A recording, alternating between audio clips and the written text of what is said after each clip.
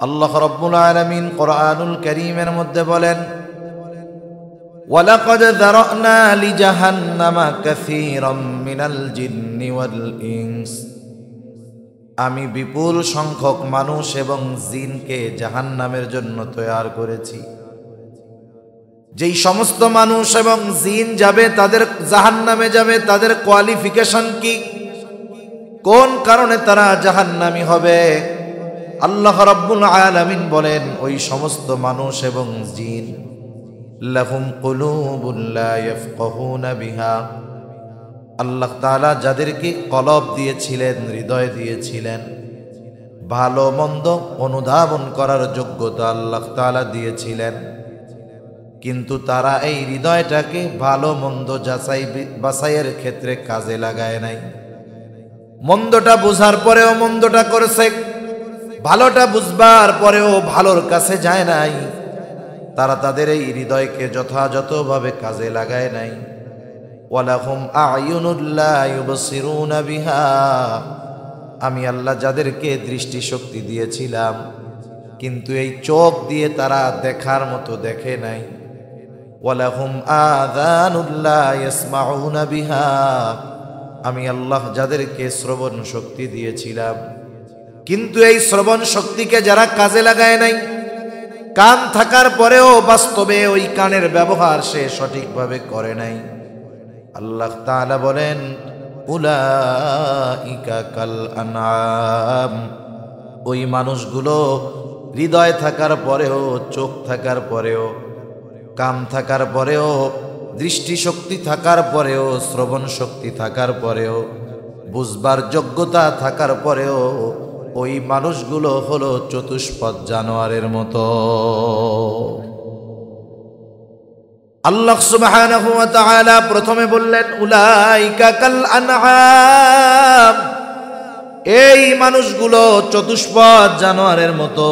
এরপরেই আল্লাহ তাআলা বলেন না, বালহুম আদল, বরং ওই চতুষ্পদ জানোয়ারের চাইতেও এরা নিকৃষ্ট। কেন? কারণ আল্লাহ তাআলা চার পায়া যত জন্তু আছে এদেরকে বুঝবার মতো যোগ্যতা দান করেন নাই। কোন গরুর ভালো মন্দ নির্ণয় করার যোগ্যতা নাই, কোন ছাগলের ভালো মন্দ নির্ণয় করার যোগ্যতা নাই।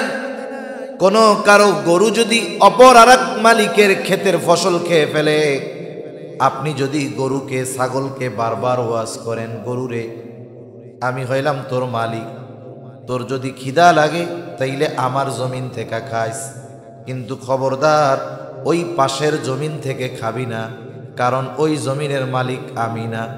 এই ওয়াজ কইরা আপনি যদি গরু ছাগলরে আদর কইরা বুঝান, বলেন তো আপনার এই দরদ মাখা নসিহত বুঝবার মতো যোগ্যতা আল্লাহ গরু ছাগলকে দিয়েছে নাকি? এই জন্য মানুষ যদি আরেকজনেরটা না বইলা খায় কবিরা গুনাহ হয়, কিন্তু গরু ছাগল যদি অন্যের জমিনের ফসল খেয়ে ফেলে, বলেন তো গরুর সগীরা গুনাহ হয় নাকি? কারণ হলো এটা যে খাইলে গুনাহ হবে এই যোগ্যতা বোঝার মতো শক্তি আল্লাহ গরুকে দেয় নাই। গরুও কিন্তু দেখে, গরু দেখে, কিন্তু মানুষের দেখার ওদের দেখার মধ্যে তফাৎ আছে। গরু ছাগল এইগুলারও শ্রবণ শক্তি আছে, কিন্তু ওই শ্রবণ শক্তি দিয়ে শব্দ শোনে কিন্তু বোঝে না। এই জন্য মানুষ আর চতুষ্পদ জানোয়ার কখনো এক হইতে পারে না। কিন্তু আল্লাহ তাআলা কেন মানুষকে এই চতুষ্পদ জানোয়ারের সাথে প্রথমে কম্পেয়ার করলেন, তুলনা করলেন, আর কেনই বা পরে বললেন না বরং ওদের চাইতেও এরা নিকৃষ্ট? মোট কথা হইল, গরুকে ভালো মন্দ বুঝবার যোগ্যতা আল্লাহ দেয় নাই, চোখ দিয়ে কান দিয়ে ভালো মন্দ শ্রবণ এবং দেখার যোগ্যতা আল্লাহ দেয় নাই, কিন্তু আল্লাহ তাআলা মানুষকে এইটা দিয়েছে। মানুষ এইটা পাওয়ার পরেও কাজে লাগায় না, আর চতুষ্পদ জানোয়ারকে তো আল্লাহ তাআলা এইগুলো দেয়নি নাই। এই জন্য প্রথমে গরু ছাগল চতুষ্পদ জানোয়ারের সাথে তুলনা করার পরে আল্লাহ তাআলা বললেন না বালহুম আদল, বরং ওই ধরনের মানুষ যারা, তারা চতুষ্পদ জানোয়ারের চাইতেও নিকৃষ্ট। কারণ মানুষকে এগুলো দিয়েছেন আল্লাহ, ভালো মন্দ বুঝবার যোগ্যতা দিয়েছেন, অন্যান্যদেরকে তো দেন নাই, থাকার পরেও যোগ্যতা থাকার পরেও কাজে লাগায় নাই, এই জন্য জানোয়ারের চাইতে এগুলা খারাপ। আল্লাহ তাআলা বলেন উলাইকা হুমুল গাফিলুন, এই মানুষগুলোর নাম আল্লাহ তাআলা দিয়েছেন গাফেল, এরা হলো গাফেল। এদেরকে দিয়া আল্লাহ তাআলা জাহান্নামের জ্বালানি হিসাবে ব্যবহার করবে। এই মানুষ আর জিন এরা হবে জাহান্নামের লাকড়ি, জাহান্নামের জ্বালানি। এই জন্য আমাকে আপনাকে যেন জাহান্নামের জ্বালানি না হতে হয়, জাহান্নামের লাকড়ি যেন না হতে হয়, এই জন্য এই দুনিয়ায় আমার আপনার অন্তর, চোখ, কানকে যথাযথভাবে কাজে লাগানোর দরকার আছে না নাই? দরকার তো আছে, আমরা বুঝি, এরপরেও তো বাস্তব প্রয়োগ, বাস্তব ব্যবহার আমরা করি না। সমাজের মধ্যে যত অন্যায় আছে, অপরাধ আছে, পাপ আছে, গুনাহ আছে, যে পাপগুলো করে বলেন তো, ওই পাপ কাজ যে করে সে জানে না ওইটা পাপ কাজ? জানে? চোখ দিয়ে অন্যায় করে, গুনাহ করে, দেখে, সে জানে এটা গুনার কাজ। কান দিয়ে গান শোনে, অন্যান্য অশ্লীল কথাবার্তা শোনে, সে জানে এগুলো গুনার কাজ। একজন মানুষ যে জানে না তাকে জানানো, বোঝানো সহজ, যে না জেনে না বুঝে অন্যায় করে তাকে গুনার থেকে ফিরানো সহজ। কিন্তু যে ব্যক্তি জেনে বুঝে শুনে গুনাহ করে, অন্যায় করে, ওই মানুষগুলোকে পাপ থেকে ফেরানো কিন্তু অনেক কঠিন। যেমন একজন ঘুমায় আছে, বাস্তবেই ঘুম, এই লোককে ঘুম থেকে উঠানো কঠিন না, ও ডাক দিলে 2-4 ডাক দিলে উঠে যাবে। কিন্তু যে ঘুমায় নাই, ঘুমানোর বাম ধরছে, এর সহজে উঠাইতে পারবেন? 100 ডাক দিলে উঠবে না। আমাদের অবস্থা হলো সব আমাদের ঠিক আছে, আমরা সব বুঝি, এই জন্য আমাদের কেউ সহজে বোঝাইতে পারে না। যদি বাস্তবেই না বুঝতাম তাইলে বোঝানো সহজ হইতো। তা আমি যে কথাগুলো এই জন্য বললাম আর কি, আমরা ওয়াজ, নসিহত, মাহফিল, আলোচনা করি, শুনি, কিন্তু কেউ মজার জন্য শুনি, ভালো লাগার জন্য শুনি, কিন্তু ওয়াজ যিনি আলোচনা করতেছেন তার কথাগুলো হৃদয় দিয়ে অনুধাবন করার চেষ্টা করি না। যদি আমরা হৃদয় দিয়ে কথাগুলো বুঝতাম, সাথে সাথে বাস্তব জীবনে যদি প্রয়োগ করতাম, তাহলে আশা করা যাইত আল্লাহ সুবহানাহু ওয়া তাআলা আসমানের বরকতের দুয়ার আমাদের জন্য খুলে দিতেন। ঠিক কিনা বলেন?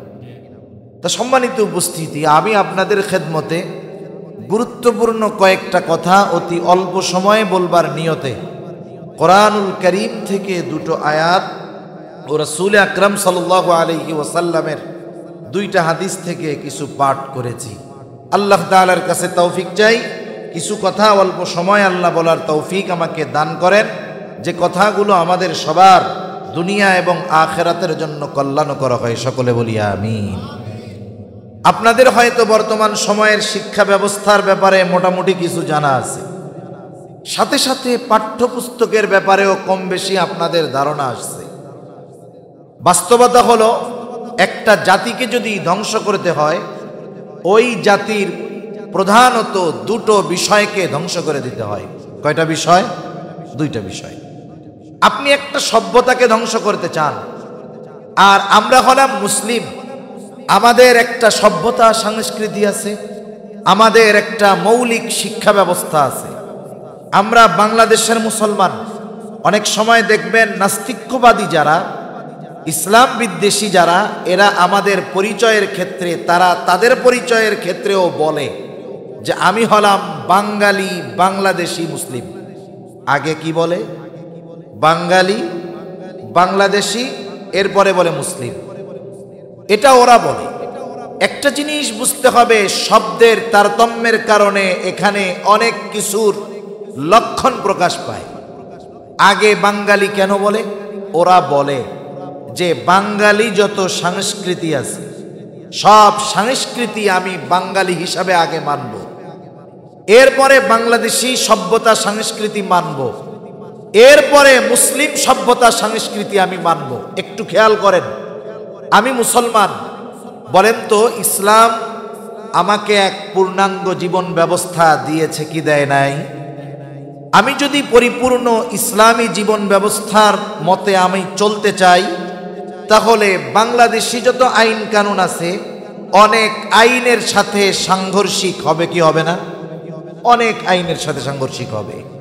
ওরা বলতে চায় মুসলিম হিসাবে ওই বিষয়গুলোই আমরা মেনে নিব যেই বিষয়গুলোর সাথে বাংলাদেশের আইনের কোনো সংঘর্ষ নাই। এরপরে বলতে চায় বাংলাদেশি হিসাবে আমরা ওই সভ্যতা সংস্কৃতিগুলো মানব যেগুলো মানলে বাঙালি হিসাবে কোনো অসুবিধা নাই, আর বাঙালির যত সভ্যতা সংস্কৃতি আছে সবগুলো নির্দ্বিধায় মেনে নিব, যা হয় হোক। এখন বলেন, বাঙালি কি শুধু বাংলাদেশেই আছে নাকি ভারতেও আছে? একটু যে কথা বলেন, ভারতে আছে না নাই? আছে। আপনারা জানেন হয়তো ভারতীয় বাঙালিদের অনেক অনুষ্ঠান আচার অনুষ্ঠান আছে যেগুলো বাঙালি সংস্কৃতি নামে চালানো হয়, ঠিক ওগুলো বাংলাদেশির সাথেও সাংঘর্ষিক এবং ইসলামের সাথেও সাংঘর্ষিক। আপনি যদি পরিপূর্ণ বাঙালি হতে চান তাহলে অনেক হিন্দুয়ানি রীতি প্রথা আপনাকে মেনে চলতে হবে। এগুলো অনেক রীতিনীতি প্রথা আছে, যেমন পৌষ সংক্রান্ত একটা অনুষ্ঠান কিছুদিন আগে ঢাকাতে হয়েছে, পালন হয়েছে সাকরাইন উৎসব। আমি এটার নাম আগে ওই রকম শুনি নাই। এটা পৌষ সংক্রান্ত একটা উৎসব, এটা বাঙালি হিন্দুদের একটা অনুষ্ঠান, তাদের একটা বিষয়, অথচ এটাকে বাংলাদেশি মুসলমানদের উপর বাঙালি সংস্কৃতি বলে চাপায়া দেওয়ার অপচেষ্টা চলতেছে। ওই বিষয়টা যদি কেউ বিশ্বাসের সাথে পালন করে তাহলে তার ঈমান থাকবে না। যেমন বাংলা নববর্ষ উদযাপন আমাদের বাংলাদেশ থেকেও করা হয়, হয়তো সরকারি ছুটিও সেই দিন দেওয়া হয়, কিন্তু বলেন তো এই বাঙালি নববর্ষ বা বাংলা নববর্ষ উদযাপন করতে গিয়ে যেই ধরনের কথা, যেই ধরনের কাজ করা হয়, এটা বাংলাদেশি সংস্কৃতির সাথেও যায় না, মুসলমানদের সংস্কৃতির সাথেও যায় না। এই জন্য এই সংস্কৃতি যদি আমাদের উপরে চাপায়া দেওয়া যায়, জোর করা লাগবে না। মুসলমান যদি মেনে নেয় তাহলে অটোমেটিকলি বেঈমান হয়ে যাবে, ঠিক কিনা বলেন? এজন্য একটা জাতিকে যদি ধ্বংস করতে হয়, ওই জাতির মূল সভ্যতা সংস্কৃতি থেকে তাদের বের করে বিজাতীয় সভ্যতা সংস্কৃতি তাদের উপরে চাপায়া দিতে হয়। আজকে আফসোস, মুসলমান হিসাবে আমাদের ঐতিহ্য ছিল, মুসলিম হিসাবে আমাদের এক্সট্রা সংস্কৃতি ছিল, অথচ এটা আমাদের মধ্যে নাই। আমাদের মধ্যে কিছু হিন্দুয়ানা সভ্যতা সংস্কৃতি এবং কিছু ইউরোপ আমেরিকান সভ্যতা সংস্কৃতি চাপায়া দিয়ে বোতলে মুসলমান, ভেতরে মদ ভরে দেওয়া হচ্ছে, ঠিক কিনা বলেন? বোতলের উপরে লেবেল লাগানো, এটা হালাল, এটা দুধ, এটা খুব ভালো জিনিস, কিন্তু ভেতরে ভরা হারাম জিনিস। এখন বলেন, লেভেলে যত থাক, নামে মুসলমান হোক, লেবাসে মুসলমানের মতো দেখা যাক, কিন্তু তার আকীদা বিশ্বাস যদি ইসলামের সাথে সাংঘর্ষিক হয়, বলেন তো ওই মুসলমানের কোনো দাম আছে নাকি? নাই। তাহলে একটা জাতিকে যদি ধ্বংস করতে হয়, এক নাম্বার দরকার হলো যে ওই জাতির মৌলিক সভ্যতা সংস্কৃতিকে ধ্বংস করে দেওয়া। এখন আমরা কি করব? এ বিষয়গুলো লম্বা আলোচনার দাবি রাখে, কিন্তু লম্বা আলোচনার সুযোগ নাই। আমরা কি করব? তারা পরিচয়ে বলে আমরা বাঙালি, বাংলাদেশি মুসলিম। আমরা পরিচয়ে বলবো আমরা মুসলিম, বাংলাদেশি, বাঙালি। আমরা বাংলাদেশি সভ্যতা সংস্কৃতি সব মেনে নিব যদি ইসলামের সাথে সাংঘর্ষিক না হয়। বাঙালি সভ্যতা সংস্কৃতি সব মানব যদি ইসলামের সাথে সাংঘর্ষিক না হয়। কিন্তু ইসলামের সাথে যেই বিষয়টা সাংঘর্ষিক হবে, এটা বাংলাদেশি সংস্কৃতি হলেও আমি মানব না, বাঙালি সংস্কৃতি হলেও মানব না, কারণ সর্বক্ষেত্রে আমাকে আমার দিন ইসলামকে প্রাধান্য দিতে হবে, ঠিক কিনা বলেন? মূলত এখানেই আমরা ধরা পড়ে যাই, এখানেই আমাদের অনেক সরল মনা মুসলমান ধরা পড়ে যায়। সে আগে নিজের পরিচয় দিতে চায় বাঙালি, এরপরে বলতে চায় বাংলাদেশি, এরপরে বলতে চায় যে আমি মুসলিম। সে মুসলিম পরিচয়টাকে 3 নম্বরে নিয়ে আসে, অথচ উচিত ছিল মুসলিম পরিচয় থাকবে 1 নম্বরে। আমার মুসলমানিত্ব, ঈমান যেই কাজে ঠিক থাকবে সেটা আমি করতে রাজি। যেই কাজ করলে আমার মুসলমানিত্ব, ঈমান ঠিক থাকবে না, ওই কাজ জীবন গেলেও আমরা করব না, ঠিক কিনা বলেন? সেজন্য আমরা আমাদের পরিচয়ের ক্ষেত্রে মুসলমান এই পরিচয়টাকে অগ্রাধিকার দিব ইনশাআল্লাহ। দিব তো? এখন আপনি এই উসুলে গোটা জীবন চালান। মনে করেন আমি একটা এক্সাম্পল দিই, আপনি মুসলমান, বাংলাদেশি, বাঙালি। বিবাহ শাদীর ক্ষেত্রে বাংলাদেশি কিছু সংস্কৃতি আছে, বাঙালি কিছু সংস্কৃতি আছে। বাঙালি বলতে ভারতীয় হতে পারে, বাংলাদেশীয় হতে পারে, পুরা বাংলার হিসাব ধরেন। এখন আপনি বিবাহে অনুষ্ঠানে আনন্দ আয়োজন করবেন, প্রথম পরিচয় মুসলমান। আপনি এখন ওই কাজগুলোই করতে পারবেন যেই কাজগুলো ইসলামের সাথে সাংঘর্ষিক নয়। এই উসুলের উপরে যদি আপনি আপনার আচার অনুষ্ঠান, সামাজিক, রাজনৈতিক, রাষ্ট্রীয়, পারিবারিক জীবন অতিবাহিত করেন, দেখবেন অমুসলিম কার্যকলাপ আপনার মধ্যে ঢুকতে পারবে না। আপনি যখন হিসাব করবেন আমার বিবাহ অনুষ্ঠানে বা আমার আত্মীয় স্বজনের বিবাহ অনুষ্ঠানে গায়ে হলুদ, আপনাদের দেশে আছে এটা, এই গায়ে হলুদের অনুষ্ঠান দিবেন, আপনি একটু খোঁজ নেন যে এটা কি ইসলামের সাথে যায় কিনা, এটা কি আসলে ইসলামের সাথে সম্পৃক্ত কিনা। আপনি একটু অনুসন্ধান করেন, দেখবেন এটা মুসলিম সংস্কৃতির সাথে এটার কোনো সম্পর্ক নাই। এই গায়ে হলুদের প্রথা আসছে হিন্দুদের থেকে। এখন আপনি মুসলিম, প্রথম পরিচয় মুসলিম, তাহলে এই অনুষ্ঠানটা করতে গেলে মুসলমানিত্ব নিচে পড়ে যায়। যেহেতু আমি মুসলিম, এই কাজ করলে মুসলমানিত্ব নিচে পড়ে যায়, আমি এই কাজ লাথি মেরে সরাইয়া দিব। ঠিক কিনা বলেন? এভাবে প্রত্যেকটা কর্মের ক্ষেত্রে নিজের পরিচয় মুসলমানিত্বকে প্রাধান্য দিয়ে যদি করেন, তাহলে বিজাতীয় সভ্যতা, সংস্কৃতি আমাকে আপনাকে আশা করা যায় গ্রাস করতে পারবে না। 2 নম্বর, একটা জাতিকে ধ্বংস করতে হলে ওই জাতির শিক্ষা ব্যবস্থাকে বিকৃতি করে দিতে হয়। আফসোসের ব্যাপার, আজকে এই 92% মুসলমানের দেশে, যেখানে স্কুল কলেজে, প্রাইমারি বলেন আর যাই বলেন, হাই স্কুল বলেন আর কলেজ বলেন, সব জায়গায় 92% মুসলমানের সন্তানেরা লেখাপড়া করে। ওই সব জায়গায় ইসলাম বাদ দিয়ে অমুসলিমদের কালচারকে ঢুকায় দেওয়ার সর্বোচ্চ অপচেষ্টা করতেছে এবং ধীরে ধীরে এই শিক্ষা ব্যবস্থা থেকে ইসলামকে পূর্ণাঙ্গ রূপে বের করার অপচেষ্টা চালাচ্ছে। ঠিক কিনা বলেন? আপনারা যখন বই দেওয়া হয়েছে ক্লাস 3 ধর্ম বই, আমরাও প্রাইমারি স্কুলে পড়েছি, আপনারাও পড়ছেন। আমাদের সময় বইটা ছিল ইসলাম শিক্ষা, সহজ নাম ইসলাম শিক্ষা। এখানে যখন ইসলাম শিক্ষা ও নৈতিকতা, ইসলাম ও নৈতিকতা শিক্ষা না নৈতিক শিক্ষা নামে বইটা দেওয়া হয়েছে, ষড়যন্ত্রটা কি করা হলো? বইয়ের কাভার পেজের শেষের কাভার পেজের ভিতরের দিকে দুর্গার ছবি দিয়ে দেওয়া হলো। একটা জিনিস বুঝেন, এত বড় একটা বিষয়, এটা যে ভুলে হইছে এটা বিশ্বাস করার কোনো উপায় নেই। এটা ইচ্ছাকৃতভাবে করা হয়েছে। ইচ্ছাকৃতভাবে কেন করা হইল? শোনেন, একটা দেশকে যখন ধ্বংস করার ইচ্ছা হয়, তখন এদেশের সবকিছুই তো ধ্বংস করতে হবে। অর্থ লস হোক, সম্পদ লস হোক, সেটা অসুবিধা নাই। ওই ইসলাম বিদ্বেষীরা খুব ভালো মতো জানে, আমি আপনি আমার আপনার ইমানের দাম না বুঝতে পারি, কিন্তু ওই ইসলাম বিদ্বেষীরা আমার আপনার ইমান ধ্বংস করার জন্য তারা সর্বোচ্চ ব্যয় করতে প্রস্তুত থাকে। তারা তৈয়ার যে মুসলমানদের ইমান ধ্বংসের জন্য যা করার দরকার করো। আমি তো বলি ইচ্ছাকৃত, অনিচ্ছায় হয়েছে তা না, ইচ্ছাকৃত এটা করা হয়েছে। কেন করা হইল? আমি মুরব্বীদের মুখে শুনছি আর কি। আগে গ্রামে খুব চুরি হইতো, বুঝছেন? গ্রামে চোর যে চুরি করে, এটা কেমনে করে? হঠাৎ করে আইসাই কি এক বাড়িতে ঢুকা যায় নাকি? ঢুকে না।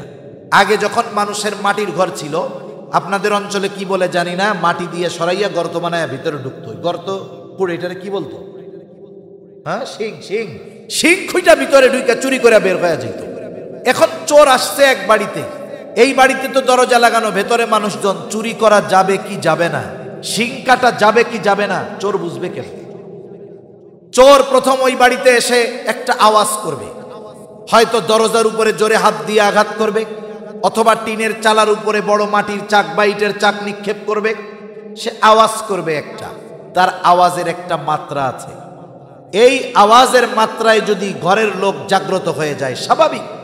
আপনার ঘর যেখানে গাছ, বাড়ির উপরে কোনো গাছপালা নাই, মানুষজন আসার কোনো সুযোগ নাই, ওই ধরনের কোনো আওয়াজ যদি দরজায় হয়, অথবা টিনের চালার উপরে বড় কোনো ইটের টুকরো অথবা বড় মাটির কোনো চাক ফেলা হয়, আওয়াজ হলে আপনি কি চুপ করে বসে থাকবেন না আওয়াজ দিবেন? এই কেরে, আওয়াজ দিবেন কি দিবেন না? এখন ও এক দুইবার এই আওয়াজ করে, যখন দেখে এই, সেজন্য একটা জাতিকে যদি টিকে থাকতে হয় ওই জাতির শিক্ষা ব্যবস্থা শক্ত এবং মজবুত ভিত গড়ে তুলতে হয়। আর আমরা মুসলমান, আমাদেরকেও যদি আমাদের সভ্যতা, সংস্কৃতি এবং স্বকীয়তা টিকিয়ে রাখতে হয়, আমাদেরকে আমাদের দ্বীনের উপরে অটল অবিচল থাকতে হবে। আমাদের জাগতিক শিক্ষা অর্জন করতে হবে, কিন্তু দ্বীনকে ঠিক রেখে। এজন্য শিক্ষা নিয়েই কয়েকটা কথা আমি আপনাদের খেদমতে বলার ইচ্ছা পোষণ করেছিলাম। শুরুতে দুই একটা কথা আর একটু বলার দরকার। দেখেন, সাধারণভাবে শিক্ষা দুই ধরনের আমাদের দেশে, দুইটা পদ্ধতি। একটাকে আমরা বলি জেনারেল পদ্ধতি, আর একটাকে বলি আমরা কোরআন সুন্নাহর পদ্ধতি। তা যাই আপনি বলেন না কেন, দুনিয়াবি জাগতিক শিক্ষা আর একটা হলো ধর্মীয় শিক্ষা। জাগতিক শিক্ষাটা দুই ভাগে বিভক্ত। জাগতিক শিক্ষার মধ্যে কিছু শিক্ষা আছে যেগুলোর দ্বারা কোনো উপকার নাই, বরং কিছু শিক্ষার মাধ্যমে আরো ক্ষতি আছে, ঈমান ধ্বংস হয়। যেমন মানুষ সৃষ্টি করেছেন আল্লাহ। কোরআনুল কারীমের মধ্যে আল্লাহ তাআলা মানুষ সৃষ্টির একেবারে বিশদ বিশ্লেষণ আল্লাহ তাআলা দিয়ে দিয়েছেন। রাসূল আকরাম সাল্লাল্লাহু আলাইহি ওয়াসাল্লাম হাদিসের মধ্যে বিশদ ব্যাখ্যা দিয়ে দিয়েছেন। মানুষ কিভাবে সৃষ্টি হয়েছে এ ব্যাপারে কোনো সন্দেহ মুসলমানদের মনে থাকতে পারে না। এখন কোনো মুসলমানের সন্তান যদি স্কুল, কলেজ, ভার্সিটিতে গিয়ে ডারউইনের ওই মতবাদ যে মানুষের পূর্বপুরুষ বানর ছিল, বানর থেকে বিবর্তনের মাধ্যমে একটা সময় বানর থেকে মানুষ হয়েছে, বলেন তো এই বিশ্বাস যদি কেউ করে, এই ব্যক্তির ঈমান থাকবে নাকি যাবে? এই শিক্ষাটা শুধু উপকারহীন নয়, বরং ঈমান ধ্বংসকারী। জাগতিক শিক্ষা এমন কিছু বিষয় আছে উপকার তো নাই, বরং ওই শিক্ষা যদি কেউ মানে, বিশ্বাস করে, তার ঈমান থাকবে না। দ্বিতীয়, কিছু আছে উপকারী শিক্ষা, জাগতিক উপকারী শিক্ষা, যেমন ইঞ্জিনিয়ার, ডাক্তার, এগুলো দরকার। বরং এই জাগতিক শিক্ষা কেউ যদি অর্জন করে, দ্বীনের কাজে এই শিক্ষাকে ব্যয় করে, মানুষের কল্যাণে ব্যয় করে, তাহলে এই শিক্ষাটা তার আখিরাতেরও ফায়দা অর্জনের কারণ হবে। যেমন একজন ডাক্তার হয়েছে, ডাক্তার হলে তার কোনো সওয়াব হবে না, হলে কোনো গুনাহও হবে না। কিন্তু ওই লোকটা যদি ডাক্তার হয়ে এলাকার গরিব মানুষকে ফ্রি ট্রিটমেন্ট দেয়, বলেন তো খেদমতে খালক, মানুষের সেবা করার কারণে তার সওয়াব হবে কি হবে না? হবে। একজন যদি ইঞ্জিনিয়ার হয়, হইলেও কোনো গুনাহ নাই, হইলে সওয়াবও নাই, না হইলেও হইছে যে এতে কোনো তার গুনাহও হবে না। কিন্তু ওই ইঞ্জিনিয়ার, মনে করেন একজন ডিজাইনার, সে আর্কিটেকচার ইঞ্জিনিয়ার, সে যদি একটা মসজিদের ডিজাইন ফ্রিতে করে দেয় আল্লাহর জন্য, এই ডিজাইন করার জন্য সে 2-4-5 লক্ষ টাকা উপার্জন করতে পারত। কিন্তু এই মেধা সে যদি দ্বীনের কাজে ব্যয় করে, ওই মসজিদ হবে তার স্ট্রাকচার ডিজাইনের উপরে, মুসল্লিরা নামাজ পড়বে, আজান হবে, বলেন তো এই ইঞ্জিনিয়ার সওয়াব লাভ করবে কি করবে না? এজন্য জাগতিক কিছু উপকারী শিক্ষা আছে যেগুলো যদি দ্বীনের কাজে ব্যয় করা হয়, তাহলে ওই শিক্ষা তার দুনিয়া আখিরাত উভয় জাহানে কাজে লাগে। এইবার হলো ধর্মীয় শিক্ষা। ধর্মীয় শিক্ষা হলো এমন এক শিক্ষা, এই শিক্ষার দ্বারাই বাস্তবে শিক্ষার যেই উদ্দেশ্য সেটা অর্জিত হয়। শিক্ষার উদ্দেশ্য কি? শিক্ষার ব্যাপারে আমরা বলি education is the backbone of nation. শিক্ষা হলো জাতির মেরুদণ্ড। তাহলে শিক্ষা লাভ করার উদ্দেশ্যটা কি? মানুষ শিক্ষিত হওয়ার লাভ মানে উদ্দেশ্যটা কি? এখনকার জামানায় মানুষ লেখাপড়া করে দুনিয়া উপার্জনের জন্য। এখনকার জামানায় মানুষ লেখাপড়া করে কেন? দুনিয়া উপার্জনের জন্য, বড় চাকরির জন্য, বড় বিসিএস ক্যাডার হওয়ার জন্য। এক কথায় দুনিয়ার জগতে ভালো থাকার জন্য মানুষ লেখাপড়া করে। কিন্তু লেখাপড়ার মূল উদ্দেশ্য এটা না। লেখাপড়ার মূল উদ্দেশ্য হলো একজন ভালো মানুষে পরিণত হওয়া। আর এই জামানায় এই শিক্ষার মূল উদ্দেশ্য যদি কেউ অর্জন করতে চায়, তাহলে ধর্মীয় শিক্ষার কোনো বিকল্প নাই। ধর্মীয় শিক্ষার দ্বারা মানুষ যেমন সৎ চরিত্রবান মানুষে পরিণত হয়, ধর্মীয় শিক্ষার দ্বারা আখিরাত মানুষের উজ্জ্বল হয়। এই দুনিয়ার যদি কল্যাণ কেউ চায়, নীতি নৈতিকতা সম্পন্ন মানুষ ছাড়া সম্ভব নয়। এখন মনে করেন ধর্মীয় শিক্ষার অন্যতম উদ্দেশ্য যে একজন নৈতিক চরিত্র সম্পন্ন মানুষ হওয়া, জাগতিক শিক্ষার যেই শিক্ষাগুলো আছে অর্জন করলে গুনাহ হবে না, যেমন ডাক্তার হওয়া। বলেন তো, ডাক্তার যদি নৈতিকতা শূন্য হয়, নীতি নৈতিকতা যদি ডাক্তারের মধ্যে না থাকে, তাহলে কি হবে? ওই ডাক্তার মোটা অঙ্কের ফিস নিবে, বিনা কারণে টেস্ট দিয়ে ডায়াগনস্টিক সেন্টারের কাছ থেকে মোটা অঙ্কের কমিশন পাবে। ঠিক কিনা বলেন? ওই ডাক্তার হইছে সাধারণ রোগ, বড় অপারেশন করে টাকা উপার্জন করবে, রোগীকে ঠকাবে। কেন? কারণ তার মধ্যে নৈতিকতা নাই। এজন্য জাগতিক উপকারী শিক্ষার দ্বারা যদি এই জাতি উপকার লাভ করতে চায়, তাহলে ওই ডাক্তারকেও ধর্মীয় শিক্ষায় শিক্ষিত হতে হবে। কমপক্ষে তার ভিত্তিমূলক শিক্ষাগুলো দ্বীনি শিক্ষায় যদি না হয়, তাহলে জাগতিক উপকারী শিক্ষাগুলো এ জগতের মানুষের জন্য ক্ষতির কারণ হয়ে দাঁড়াবে। তাহলে আপনি যদি সব কথার মূল কথার দিকে আনেন, যে যেই লাইনেই যাক, কমপক্ষে তার ভিত্তিমূলক শিক্ষাটা দ্বীনি শিক্ষা হওয়ার দরকার আছে না নাই? এটা আছে, এবং এটা প্রত্যেকটা মুসলমানের জন্য অর্জন করা ফরজ। আল্লাহ তাআলা সে কথা কোরআনুল কারীমের মধ্যেও বলেন, নবীজি সাল্লাল্লাহু আলাইহি ওয়াসাল্লাম হাদিসের মধ্যে জানায়া দেন। রাসূলুল্লাহ সাল্লাল্লাহু আলাইহি ওয়াসাল্লাম বলেন, তলাবুল ইলমি ফরিদাতুন আলা কুল্লি মুসলিম। দ্বীন ইলম শিক্ষা করা প্রত্যেক মুসলমান নরনারীর উপরে ফরজ। এখন কতটুক শিখবে? কেউ বলেন কমপক্ষে নিজে দ্বীনের উপরে চলার জন্য যতটুকু ইলমে দ্বীন শিক্ষা করা দরকার অতটুকু শিখতেই হবে। আবার কেউ কেউ বলেন না, কমপক্ষে নিজে দ্বীনের উপরে চলতে পারে এবং অধীনস্থদেরকেও দ্বীনের উপরে চালাতে পারে, ওই পরিমাণ কমপক্ষে শিখতে হবে। কেন? তারা বলেন, আল্লাহ তাআলা কোরআনুল কারীমের মধ্যে বলেন, ইয়া আইয়ুহাল্লাযীনা আমানু কু আনফুসাকুম ওয়া আহলিকুম নারা। আল্লাহ রাব্বুল আলামিন বলেন, হে ঈমানদারেরা, তুমি নিজেকে জাহান্নাম থেকে বাঁচাও, অধীনস্থদেরকেও জাহান্নাম থেকে বাঁচাও। এখন প্রশ্ন হলো, ঈমানদার নিজেকে জাহান্নামের আগুন থেকে কেমন করে বাঁচাবে? ঈমানদার আল্লাহ তাআলার হুকুম আহকাম মেনে চলার মাধ্যমে, ভালো কাজ করার মাধ্যমে, গুনার থেকে বাঁচার মাধ্যমে ঈমানদার নিজেকে জাহান্নাম থেকে বাঁচাবে। সাথে সাথে তার অধীনস্থদেরকেও জাহান্নাম থেকে বাঁচার পদ্ধতি শিক্ষা দেওয়ার মাধ্যমে জাহান্নাম থেকে সে বাঁচানোর চেষ্টা করবে। এই জন্য কোমলমতি যত শিশু আছে, প্রত্যেকটা শিশুর তার অভিভাবকের কাছে কিছু হক আছে। এই হকগুলার মধ্যে অন্যতম একটি হক হলো, প্রত্যেকটা শিশু তার দ্বীন শিক্ষাটা মা বাবার মাধ্যমে তথা তাদের অভিভাবকের মাধ্যমে তাদের জন্য ব্যবস্থা করতে হবে। এই জন্য আমরা যারা অভিভাবক আছি, আমাদের প্রত্যেকের উপরে আমাদের অধীনস্থ ওই শিশুদের একটা হক যে আমরা তাদেরকে দ্বীন শিক্ষার ব্যবস্থা করে দিব। আর এই ইলমে দ্বীন শিক্ষা করাও যেমন জরুরি, ইলমে দ্বীন আমার আপনার অধীনস্থদেরকে শেখানো তেমন জরুরি। এখন ইলমে দ্বীন কোথার থেকে শিখব?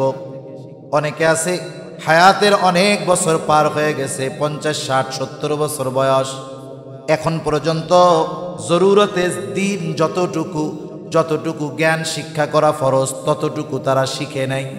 এইরকম অনেক মানুষ সমাজে আছে না নাই? জোরে বলেন। সমাজে অনেক মানুষ আছে 40-50 বছর ধরে নামাজ পড়ে, কিন্তু সূরাটা এখনো শুদ্ধ হয় নাই। এখনো অনেক মানুষ আছে নামাজ পড়তেছে দীর্ঘকাল ব্যাপী, যদি জিজ্ঞাসা করা হয় যে বলেন তো নামাজ ভাঙ্গার কয়টা কারণ, পারবে না। যদি জিজ্ঞাসা করা হয় ওযু ভাঙ্গার কারণ কয়টা, জিজ্ঞাসা করলে পারবে না। নামাজি নামাজ পড়তেছে, যদি বলা হয় নামাজের বাহিরে ভিতরের যে 13 ফরজ, বলেন পারবে না। যদি আপনি বলেন যে নামাজের ওয়াজিবগুলো, বলেন পারবে না। আপনি যদি জিজ্ঞাসা করেন বলেন তো ফরজ ছুইটা গেলে কি করতে হয়, কবে সৌ সিজদা দিলে কাম হয়ে যায়। এখন বলেন তো ফরজ যদি ছুইটা যায় সৌ সিজদা দিলে কাজ হবে, ওয়াজিব যদি ছুটে দেয় সৌ সিজদা দিতে হবে। অনেক নামাজি ভালো মানুষ এখন পর্যন্ত এগুলা জানে না, অথচ এইগুলো জানা তার জন্য আবশ্যকীয় জ্ঞানের অন্তর্ভুক্ত ছিল, ফরজ ছিল। এখন কথা হলো, আমাদের দেশে সাধারণত দিন শিক্ষাটা তিনটা পদ্ধতিতে হয়। একটা হলো আগে হইতো বেশি হক্কানি পীর মাশায়েখের খানকায় গিয়া মানুষ দীর্ঘ সময় দিয়া দিন শিখত, কিন্তু এখন ওই জিনিসটা কঠিন। দেখা যাবে একজন বিজ্ঞ আহলে হক পীর আছেন, তার মুরিদ অনেক, তার কাছে গিয়া মুসাফাই করা যায় না। আপনি অজুর মাসালা কোন সময় শিখবেন? এটা ছিল একটা পদ্ধতি। দ্বিতীয় পদ্ধতি আছে উপমহাদেশে, সেটা হলো দাওয়াত ও তাবলীগের মাধ্যমে। দাওয়াত ও তাবলীগের মাধ্যমে মূলত দিন শিখার ব্যবস্থাই ওখানে করা হয়েছিল। এই জন্য উলামায়ে কেরামের পরামর্শ মতো দিন শিক্ষার ব্যবস্থা যেন করা যায়, এটাই ছিল উদ্দেশ্য। কিন্তু কিছু ভাই বুঝে না, তাদের কথা বাদ দেন। কিন্তু উলামায়ে কেরামের সাথে আপনার যদি পরিপূর্ণ ফরজ তথা জরুরতে দিন শেখা না থাকে, আপনি বড় হয়ে গেছেন, মুরব্বী হয়ে গেছেন, এখন মাদ্রাসায় গিয়ে ভর্তি হওয়ার মতো সুযোগ নেই। আপনি এক কাজ করেন, উলামায়ে কেরামের তত্ত্বাবধানে 1 চিল্লা 2 চিল্লা 3 চিল্লায় চলে যান। আমার চাক্ষুষ দেখা অনেক মানুষ উলামায়ে কেরামের তত্ত্বাবধানে 1 চিল্লা 2 চিল্লা 3 চিল্লা দিয়ে আসছে। এমনও মানুষ যেই লোকটা সূরা ফাতিহা শুদ্ধভাবে পড়তে পারতো না, নামাজ কালাম কিছুই পড়তো না, সন্তানেরা জোর করে উলামায়ে কেরামের সাথে পাঠায়া দিছে 3 চিল্লায়। এই লোকটা 120 দিন উলামায়ে কেরামের সোহবতে থাইকা, তত্ত্বাবধানে থাইকা শুধু জরুরতে দিন যতটুকু সুন্দর মতো শিখছে, সাথে সাথে 10-12টা সূরা সহি শুদ্ধভাবে শিখছে, যত মাসলা মাসাইল জরুরি সবগুলো শিখছে, এবং কোরআন শরীফের কয়েক পারাও শুদ্ধভাবে পড়া শিখা গেছে।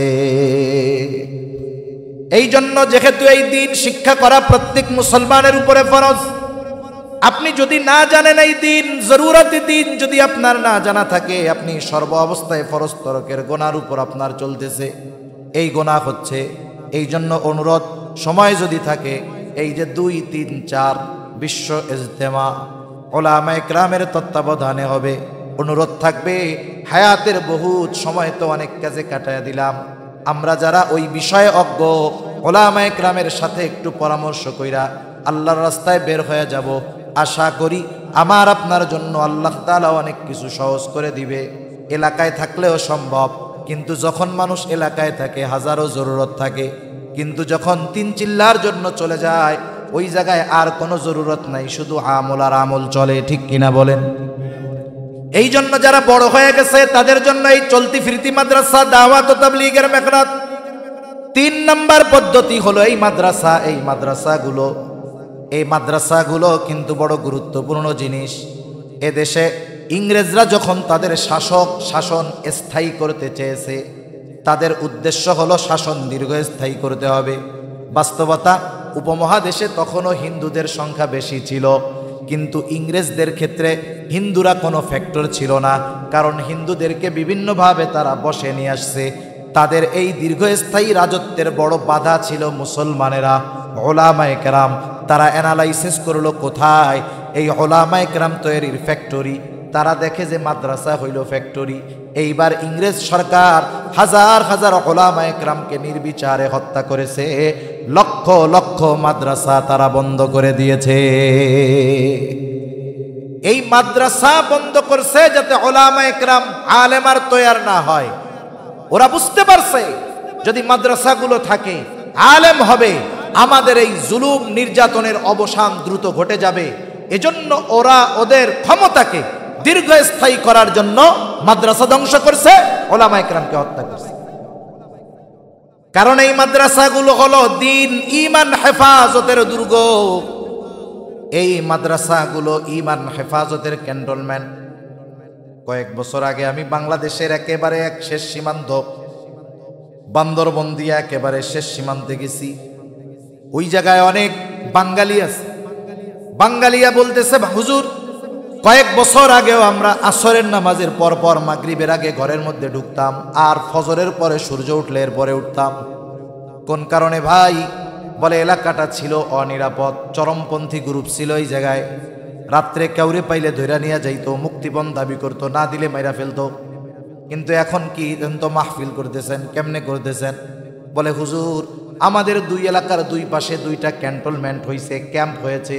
একটা হলো আর্মির ক্যাম্প আর একটা হলো বিজিবির ক্যাম্প। 2টা ক্যাম্পে 50 জন 100 জন করে সৈন্য আছে। এই 2টা ক্যাম্প যখন এলাকায় চালু হয়ে গেল, এখন আমরা নিরাপদ। রাত 12টা 1টা 2টা পর্যন্ত বাজারে থাকলেও কোনো টেনশন নাই। একটু চিন্তা করে দেখেন, 2টা ক্যাম্প হওয়ার কারণে গোটা বিশাল এক এলাকার মানুষের জানমালের নিরাপদ হয়ে গেছে। আর যেই এলাকাগুলোয় মাদ্রাসা আছে, যেই দেশে মাদ্রাসা আছে, যেই এলাকায় মাদ্রাসা আছে, ওই মাদ্রাসাগুলো কিন্তু সাধারণ ইট দেয়ালের ঘর দেখা যায় তা নয়, বরং ওই মাদ্রাসাগুলো হলো আমার আপনার ঈমান হেফাজতের ক্যান্টনমেন্ট। দেশের উপরে যখন আক্রমণ আসে, আমাদের প্রতিরক্ষা বাহিনী যেমন শত্রুর উপরে ঝাঁপায় পড়ে, অনুরূপভাবে যখন কোথাও থেকে আমাদের ঈমানের উপরে আঘাত আসে, এই ক্যান্টনমেন্ট থেকেই সৈন্যবাহিনীরা আগে প্রতিবাদ করে। ঠিক কিনা বলেন? বলেন তো, কোনো দেশে যদি যুদ্ধ লাগে, আগে কি সাধারণ মানুষ যুদ্ধ করে নাকি আগে প্রতিরক্ষা বাহিনী যুদ্ধ করে? আগে সৈনিক নামে, সেনাবাহিনী নামে, এরপরে যখন সেনাবাহিনীর শট দেখা যায়, এইবার সাধারণ মানুষকে শর্ট টাইম ট্রেনিং দিয়ে নামায় দেওয়া হয়। এজন্য মনে রাখবেন, ঈমান হেফাজতের ক্যান্টনমেন্ট মাদ্রাসাগুলো, আর এই মাদ্রাসার মধ্যে যারা থাকে তালিবুল ইলম, এরা হলো ঈমান হেফাজতের দায়িত্বে নিয়োজিত সৈনিক। এই সৈনিক প্রত্যেকের হওয়ার দরকার। এই যে ইসরায়েল 1 কোটি ইহুদি গোটা দুনিয়ার মানুষের নাকের মধ্যে দড়ি দিয়া ঘুরাইতেছে, ওদের দেশে 100% সামরিক ট্রেনিং দেওয়া, সবাই যারা প্রাপ্তবয়স্ক সবাই 100% সামরিক ট্রেনিং দেওয়া। 18 বছরের কমে, 18 বছরের বেশি যারা, এদের কাউকে আপনি পাবেন না যে তাদের সামরিক ট্রেনিং